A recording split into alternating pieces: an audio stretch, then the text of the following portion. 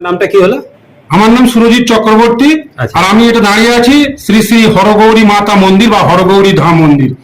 তৎসহ আছে শ্রীধর ধাম মন্দির পাশেই। আমার বাবা শ্রী নিমাই চক্রবর্তী এখানে পুজো করতেন। বর্তমানে আমি তার ছোট ছেলে সুরজিৎ চক্রবর্তী এখানে পুজো করছি।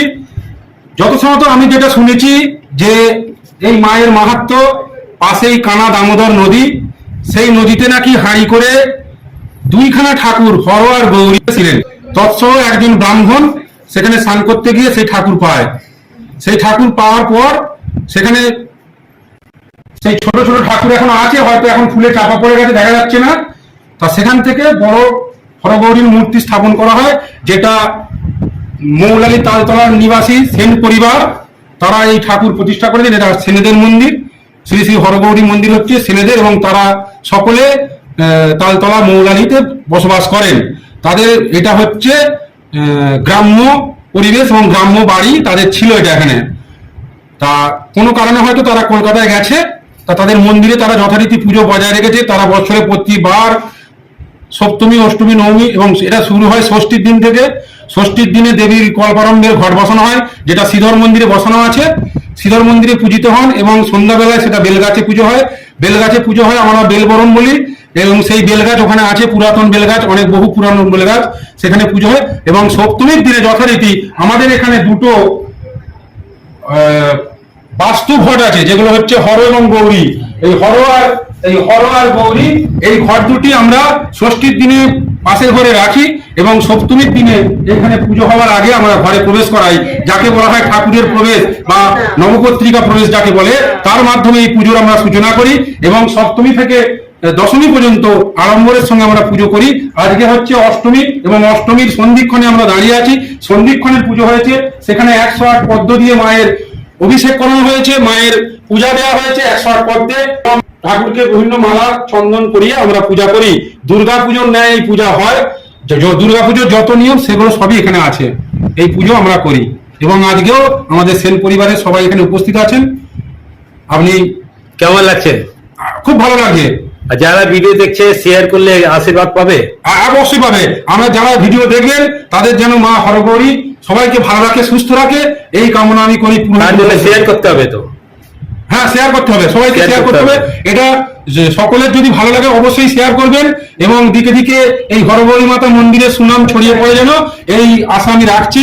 এবং আমি ইউটিউবারকে খুবই ধন্যবাদ জানাচ্ছি যে আমাদের এখানে আসার জন্য।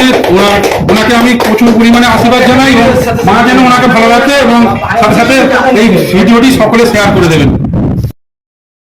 नई सोच की तरफ से जो दुर्गा पूजा पंडाल का हम हर जगह का आपको हम वीडियो दिखाए हैं। अभी जो हम किस जगह हैं और एक मंदिर का भी हम दिखाने का प्रयास कर रहे हैं। यहाँ बहुत भक्त लोग मिल गए हैं, तो सभी का हम स्वागत करेंगे ऊंची उड़ाने एक नई सोच में, और यहाँ का जानकारी लेने का कोशिश करेंगे। सर्वप्रथम थोड़ा अपना नाम बता दीजिएगा। बांग्ला बोलून कौन আছে? আমি স্বপন সেন। কোন জায়গা আছে এই জায়গাটা বলুন? উদয়নারায়ণপুর। এটা উদয়নারায়ণপুর, জগৎবল্লভপুর, হাওড়া ডিস্ট্রিক্ট। হাওড়া ডিস্ট্রিক্ট। হাওড়া। এই মন্দিরের নামটা? এই মন্দিরটার নাম হলো হরগৌরী মন্দির। কত বছর? এটা 300 বছর হয়ে গেছে। আচ্ছা। হ্যাঁ, এই মন্দিরে আমরা প্রত্যেক পুজো আচ্ছাতে আমরা আসি। আর আমার বাবা কাকা জ্যাঠা তারা সব করে গেছে, বড় বড় দাদারাও করে গেছে। এখন আমরা দেখছি, এবং আমাদের পঞ্চম জেনারেশন, আর এটা হচ্ছে ষষ্ঠ জেনারেশন। আপনি মানে কত বছর ধরে আসছেন? ছোটবেলা থেকে? আমার কম বয়স থেকেই আসছি। আমি তাও আজকে 50 বছর ধরে আসছি, 55 বছর ধরে আসছি। কেমন লাগছে? খুবই ভালো লাগছে।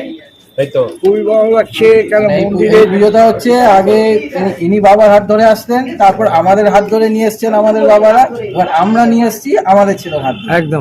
আপনার নামটা বলুন। আমার নাম দেবজিৎ সেন। আচ্ছা, কেমন লাগছে এই যে পুজোটা? আজকে অষ্টমী, তাই তো? আজকে অষ্টমী, সন্ধি পুজোর পুজো হয়ে গেছে? পুজো এই শেষ হলো। আচ্ছা, পুজোতে আজকে আর কি আছে মানে মন্দিরে হয়? আর কিছু মন্দিরে বলতে আমাদের এখানে ষষ্ঠীর দিনকে সবাই মিলে এসে তাকে একটুখানি তৈরি করে আলো করে তাকে সাজানো। এমনিতে প্রত্যেক মাসেই পালা হিসাবে আমাদের পরে বংশ পরে পরম্পরায় পরে পুজোর মধ্যে সবাই মানে সবাই ফ্যামিলি মানে পরিবার সবাই একসাথে মানে একসাথেই পাচ্ছে, তাই তো? সবাই একসাথে। কেমন লাগছে? খুব সুন্দর লাগছে।